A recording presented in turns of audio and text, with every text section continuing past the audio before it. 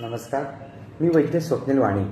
आज आपण पंचकर्मामधील वमन या शोधनकर्माबद्दल माहिती जाणून घेणार आहोत। वमन म्हणजे शरीरातील अनावश्यक व दूषित असा वाढलेला कफदोष तोंडावाटे बाहेर काढणे, याला वमन असं म्हणतात। आता वमन कर्म हे साधारणतः वसंत ऋतूमध्ये केल्यास त्याचा अधिक फायदा होतो। वसंत ऋतू म्हणजे आपल्या कॅलेंडरमधील फेब्रुवारी, मार्च, एप्रिल म्हणजे सध्याचा सुरू असलेला जो काळ आहे, या काळात हे वमन कर्म जरूर करावे। म्हणूनच काय तर आम्ही वैद्य मंडळी ह्या काळात आमच्या क्लिनिकमध्ये वासंतिक वमन शिबिर हा उपक्रम राबवत असतो। आता हे वमन कर्म कोणी करावे त्याविषयी थोडंसं जाणून घेऊया।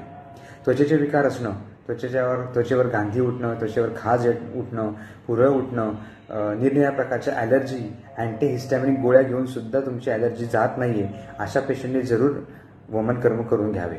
जुनाट सर्दी, दमा, खोकला अशा पेशंटने तर वर्षातून एकदा हे वमन कर्म केल्यास त्यांना वर्षभर पंप किंवा इनहेलरची फारशी गरज पडत नाही। या व्यतिरिक्त पचनच्या तक्रारी असणं, अपचन असणं, गॅसेस होणं, नेहमी ढेकरी येणं, पोट गच्च वाटणं किंवा अँटीॲसिड खाऊन सुद्धा कंटाळलेले लोक, जे पित्ताची रोज एक गोळी खावी लागते, असे सुद्धा लोकांनी हे वमन कर्म केल्यास त्यांना निश्चित फायदा होतो।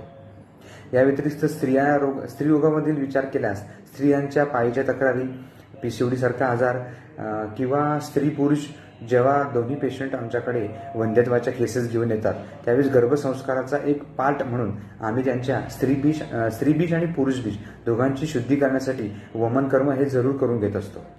या व्यतिरिक्त निरोगी व्यक्तींनी सुद्धा वमन कर्म करून घ्यायला काहीच हरकत नाही। तर वमन कर्म केल्यामुळे पंचज्ञानेंद्रियांची कार्यक्षमता वाढते, फुफ्फुसांची कार्यक्षमता वाढते, चेहऱ्याची कांती सुधारते, या व्यतिरिक्त शरीर सुदृढ आणि बलवान होतं आणि एकंदरीत काय तर रोगप्रतिकारशक्ती खूप सुंदररित्या वाढते।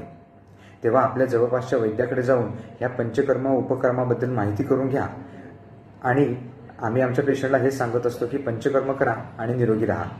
धन्यवाद।